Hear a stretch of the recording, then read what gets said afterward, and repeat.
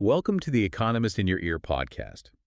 If you could trade a bit of your spontaneous, chaotic freedom for a perfectly manicured, financially secure, and entirely stress-free urban life, would you take the deal? What if the catch was that someone was always watching? Oof. I mean, that is the ultimate modern bargain, isn't it? It really is. And it gets right to the heart of, well, what we prioritize when we define our ideal living environment. As individuals, do we optimize our lives for liberty or do we optimize for comfort? Right. And today, our mission is to critically unpack what the good life actually means in modern China. Exactly. We're exploring a really fascinating piece today, and the title of the article is exactly this: Comfort Meets Constraint in China's Most Livable City. It is such a deeply revealing look at the realities of urban management. Yeah, and to really understand how this dynamic works, we need to set the scene in a place called Shaoxing. Which is just a remarkably clear laboratory for observing these exact trade-offs in real time. So picture this. Shaoxing is categorized as a second-tier city in China, though, it still has a population of around 5 million people. Right, which is huge by Western standards, but second tier there. Yeah, exactly. Yeah. Geographically, it sits just an hour away by metro from the massive, hyper-competitive, high-tech hub of Hangzhou. Okay. And visually, Shaoxing is aggressively charming. We are talking about an ancient capital built around this network of beautiful historic canals. Oh, wow. Yeah, and it is famous nationwide for its fragrant rice wine. And the local government's commitment to urban transformation is, almost theatrical in its intensity. Theatrical how? Well, to give you an idea of the length they will go to, city planners literally took a pair of unsightly 12-story towers that were ruining the skyline and they shaved them down. Wait, they just chopped the buildings in half? Yes, they chopped them in half to transform them into an elegant meteorology museum. That is wild. I know, right? They have systematically cleaned up the polluted rivers. They carved out these gorgeous pedestrian paths through the historic old lanes. On paper, and certainly in photographs, it looks like an absolute idyll. It does look idyllic. Ah. But we have to be careful to look past the beautiful landscaping here. Right. Because this is not a travelogue. Shaoxing actually represents a very stiff, highly scrutinized test of Chinese governance. How so? Well, the influential Southern Weekly newspaper, which is a major publication in China, has ranked Shaoxing as the country's absolute most comfortable city for 4 straight years. 4 years in a row. Yeah. So the premise we are testing today is this.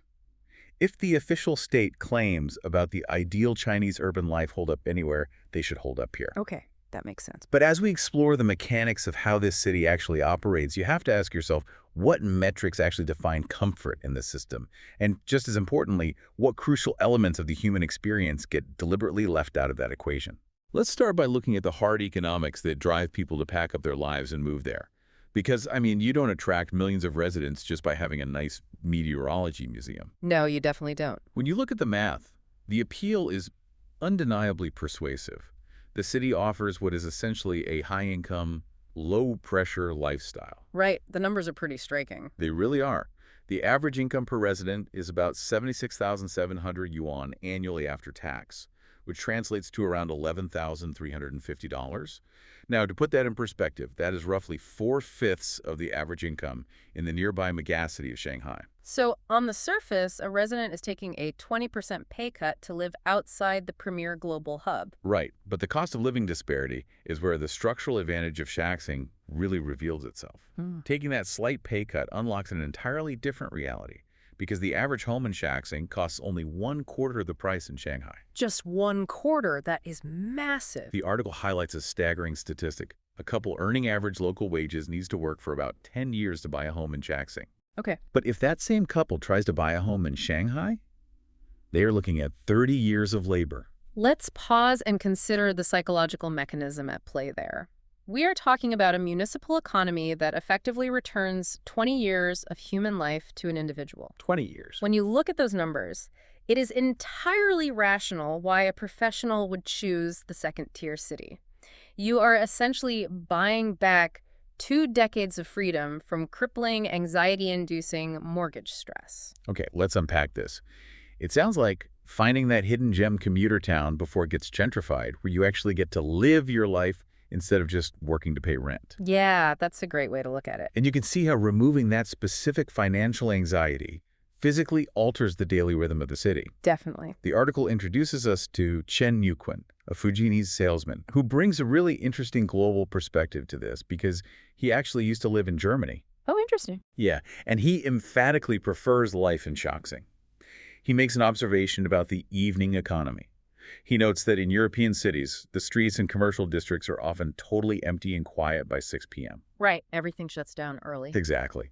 But in Shaanxi, 6 p.m. is when the city is just waking up for the evening. The social vibrancy after working hours is a key indicator of civic health for residents like him. Exactly, because the underlying business culture in Shaanxi is completely detached from the hyper-competitive, notoriously brutal 996 grind. Working 9 a.m. to 9 p.m. 6 days a week. Yeah, that dominates China's biggest tech cities.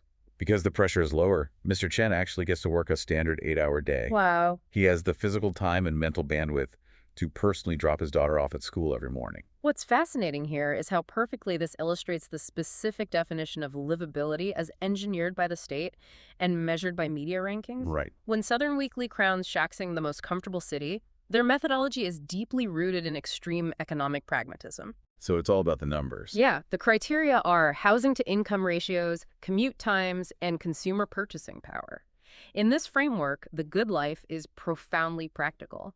It is defined almost entirely by the absence of sheer financial desperation. But wait, if this mathematical formula is so successful, if a city can offer high wages, cheap housing, and an 8-hour workday, why isn't Shaanxi fiercely gatekept? What do you mean? Usually when a city anywhere in the world offers this much economic advantage, the local government puts up massive administrative walls to keep out a flood of newcomers who would drain public resources. We see that in Beijing and Shanghai all the time. Oh, absolutely. So why is Shaanxi surprisingly open to migration? Here's where it gets really interesting. This openness isn't necessarily altruistic. It's a desperate play for human capital. They need a workforce because the population is shrinking. That is the critical pivot point in understanding modern China. Shaanxi's openness is not born out of a sudden wave of municipal altruism. It is a desperate, calculated survival mechanism in response to a terrifying national trend. You were talking about the demographic collapse. Precisely. China is experiencing a severe contraction in its national fertility rates. Birth rates are plummeting everywhere, but the decline is especially sharp in wealthier, urbanized provinces. So they need people. Desperately. Shaanxi is actively importing youth and young families because without them, the local economy and the tax base will simply age out of existence. They are effectively poaching human capital from other regions to counteract their own demographic decline. And the policy mechanics they use to lure those families in are incredibly aggressive compared to traditional Chinese urban governance. Yeah, they really are. To give you an idea of how wide they've opened the doors, Shaanxi allows domestic migrants to register their children for the local public schools after just 6 months of renting an apartment. Which is unheard of in top-tier cities. Right. Historically in China, securing a spot in a good public school required you to actually purchase property in that district, which is a massive financial hurdle deliberately designed to limit population density. Yep. But now, sign a 6-month lease and your kid is enrolled. We see the result with Mr. Chen, the salesman we discussed. His daughter attends a gleaming public school, and 60% of her classmates are the children of migrants. It functions as an incredibly effective magnet for young workers. But, as the article reveals, importing thousands of people does not automatically insulate a city from the societal pressures that caused the birth rates to collapse in the first place. No, it doesn't. And the human toll of those macro-level pressures is heartbreaking. It really is. We meet a resident named Mr. Liu, who owns a small cafe in the city. He is in his 30s, he is married, and he seems to have achieved a slice of this comfortable life. Yet, he and his wife have explicitly decided against having children. And his reasoning is so revealing. Yes, when asked why, his reasoning is blunt and mathematical. He just says the cost is just too high. Think about the friction between those two realities. You reside in the officially designated most comfortable city in the nation, but the fundamental cost of raising a human being is still perceived as an insurmountable financial hazard. And Mr. Liu gets a front-row seat to the emotional fallout of that friction from behind his cafe counter. Yeah, he sees it every day. He describes watching students who come in completely paralyzed and overwhelmed by the hyper-competitive academic exams they are forced to endure. The academic pressure is just crushing. It is. He watches young women navigating incredibly stressful personal and financial expectations. He literally tells the reporter, "I've had quite a few customers come in and cry. They just sit there drinking coffee and weeping." Wow. Imagine being a young professional, wanting a family, seeking out the most comfortable city you can find, and looking at a financial and social spreadsheet that still literally forbids you from living a normal life. It is a remarkably poignant image that pierces the illusion of the manicured utopia. The local government can clean the rivers and shave down the ugly buildings, but they cannot zone out the crushing, nationwide expectations of modern Chinese society. I'm trying to square this demographic desperation with the broader economic reality, though. If Shaxing is successfully importing around 30,000 new people annually, how is the local economy actually sustaining itself? That's the big question. Especially when we know that the Chinese real estate market, which is the primary engine for municipal finance, is faltering across the board. That is exactly where the cracks in the pavement become impossible to ignore. A population influx cannot magically override a macroeconomic structural deficit. Right. And the article illustrates this perfectly through Mr. Ruan. He's a former construction engineer, but he had to completely abandon his chosen profession because the building contracts simply dried up. He just had to find something else. He ended up having to pivot entirely, taking a job in a local textile firm just to make ends meet. And the statistics he cites from his own neighborhood are staggering. He estimates that 1/3 of the newly built homes in his area are sitting completely empty. Let the mechanics of that sink in. A full 33% of the new housing stock is vacant in a city that is actively importing 30,000 people a year. That is insane. It tells you that the speculative housing market, which drove Chinese wealth for decades, has entirely decoupled from actual human demand. And it is absolutely hammering the residents' net worth. Mr. Ruan notes that property prices in his area have plummeted by about 25%. A quarter of their value just gone. The psychological impact of watching your primary asset lose a quarter of its value is profound. Yeah. He admits, you feel poorer, you don't want to spend. Naturally. And then he delivers a line that I think defines this entire era of Chinese urban life. He says, "We just want stability." That phrase, "we just want stability," represents a monumental shift in the psychological landscape of the Chinese middle class. Yeah. For the last 40 years, the social contract was defined by explosive, boundless ambition. The goal was rapid upward mobility, getting rich, and constantly upgrading your lifestyle. It's like being on a luxury cruise ship where the buffet is open, but the passengers know the engine room is taking on water. That is a great analogy. The expectations have shifted completely from getting rich to just holding on. It's less like trying to climb the corporate ladder and more like playing an anxious game of musical chairs. Right. The residents aren't trying to aggressively upgrade to a better seat anymore. They just want to make absolutely sure they have a chair when the economic music stops playing. That is a perfect way to conceptualize it. The definition of the good life is contracting. It is downsizing from boundless ambition to mere preservation. It's all about survival now. Exactly. But here is the critical governance mechanism. When a local government loses its primary source of revenue because land sales and property values are crashing, they know that civic unrest is a very real threat. Absolutely. To keep a population from panicking when they feel 25% poorer, the state has to guarantee absolute, unshakable social stability. And securing that stability requires an incredibly heavy hand. Which brings us to the ultimate trade-off required to live in Shaxing. To maintain this fragile stability and safety, the city implements a rigorous, almost suffocating level of social control. Yes, the constraint. This is exactly where comfort meets constraint. We have to examine the daily mechanics of this heavily enforced, harmonious society. And the most foundational tool of that enforcement is total, inescapable surveillance. The pervasive surveillance is just wild. The cameras dot the city. They're deeply integrated into the fundamental architecture of the place. Do you remember the story about the bait shop? Yes. The article tells the story of this 24-hour fishing shop that runs entirely on cameras. It sells rods and bait. But overnight, the store is completely unstaffed. The owner just leaves? The owner simply goes home to sleep.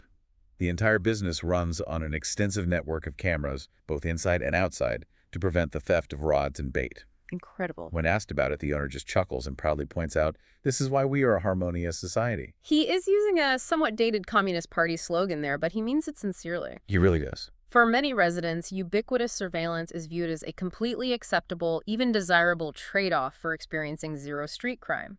But the control mechanisms go so much deeper than just deterring petty theft at a bait shop. The physical and social environment is rigorously, meticulously managed by a network of aging cadres. Right. Neighborhood officials. Yeah, these local Communist Party officials act as strict, hyper-vigilant building managers for the entire city, and they leave absolutely nothing to chance. For example, the hospitality infrastructure is hardwired into the police state. How does that work? If you check into a hotel room and the system flags you as an unregistered or suspicious individual, the hotel's software automatically and instantaneously notifies the local police. Wow. And the physical public spaces are policed with the exact same level of granular intensity, specifically to prevent any friction, noise, or spontaneous gatherings that could breed disorder. Absolutely. The city managers have explicitly designated 66 separate residential neighborhoods as ephemeral quiet zones. 66. Yes.